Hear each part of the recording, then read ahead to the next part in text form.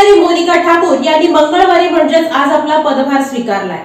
तत्कालीन अप्पर जिल्हाधिकारी तुषार ठोंबरे यांची बदली नागपूर अप्पर जिल्हाधिकारी पदावर झाल्यानंतर त्यांच्या जागेवर महानगरपालिका प्राधिकरणाच्या सह-आयुक्त मोनिका सूरजपालसिंह ठाकूर यांची नियुक्ती झाली आहे। मंगळवारी ठाकूर यांनी सकाळी 10:30 वाजता आपला पदभार स्वीकारला।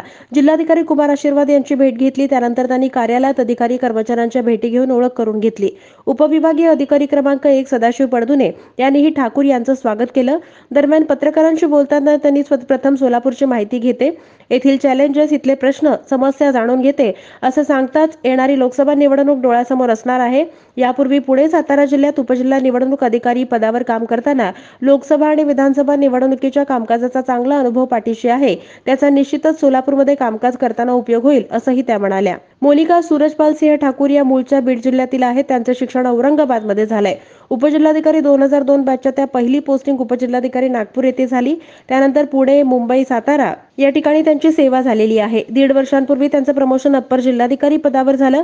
मोनिका ठाकूर यांना उर्दू, शेरोशायरी, मुशायरा यांची आवड असून त्या अशा अनेक कार्यक्रमांना उपस्थिती लावतात, ही माहिती मिळाली।